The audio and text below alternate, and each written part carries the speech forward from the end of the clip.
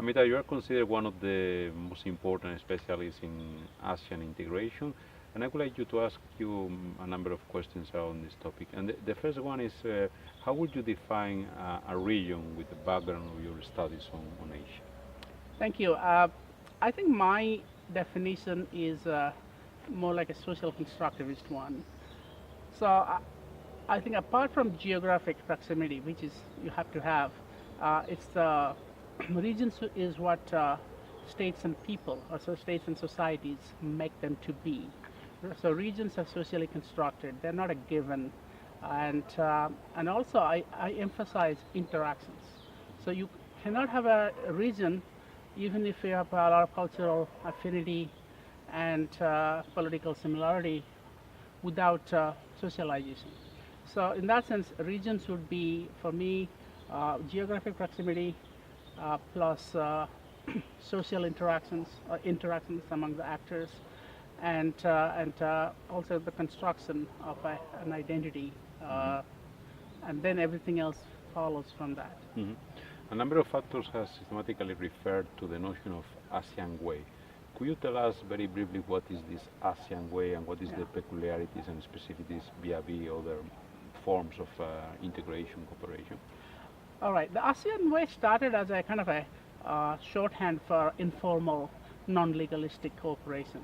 So it was actually its origins goes back to the beginning of ASEAN, when ASEAN leaders knew each other, or the foreign ministers knew each other by name, and they were good friends, and they played golf, hold hands, and they also avoided cooperation which is legalistic. For example, ASEAN's founding statement was a declaration, not a treaty, not like the Treaty of Rome, which is 248 articles. ASEAN was 2 pages. And they also did not build institutions. The ASEAN declaration has only 4 points on what sort of institutions they need. And the, the idea was that cooperation is based on, and it's cooperation, not integration. Cooperation is based on consensus, consultations, informality, and avoiding legalistic or binding commitments. But I should say that that had changed as ASEAN evolved and faced new and more complex challenges. It has become more legalized, and it's nothing like the European Union, but it has now a charter. It has ASEAN Economic Community, which is based on treaty, dispute settlement mechanisms. So it's not as informal as it used to be. On the other hand, ASEAN Way has now become a myth, kind of a part of the culture of ASEAN. In fact, the ASEAN anthem is called ASEAN Way. So people just refer to it as a sign of identity and not just a process anymore. Okay.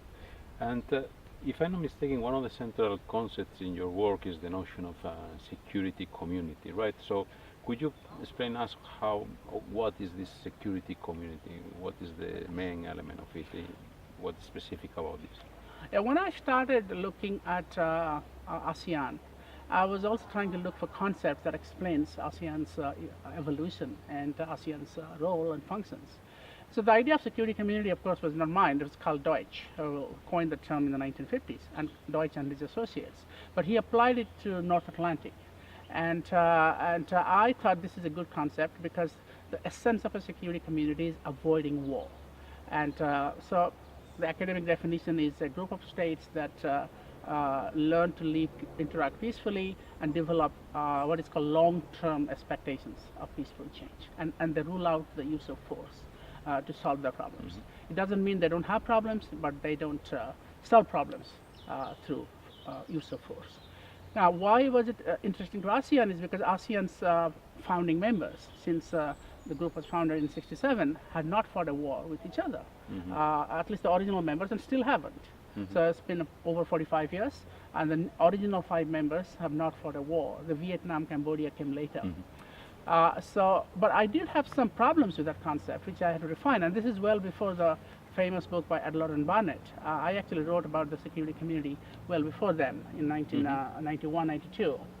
I felt that the idea of a security community should not be linked to some set of particular values, like liberal democratic values. I thought if a group of states can have other values, like economic development or common goals, or registering for an intervention, they can also constitute a security community. And that is probably my contribution to the literature, because it was a very Western concept, because it was applied first to North Atlantic.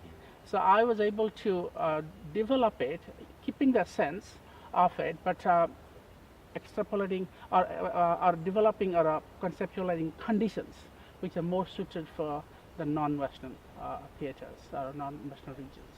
So to me, a security community is a group of states which avoid conflict, avoid war, but they don't have to be like totally integrated, like become one community, one identity.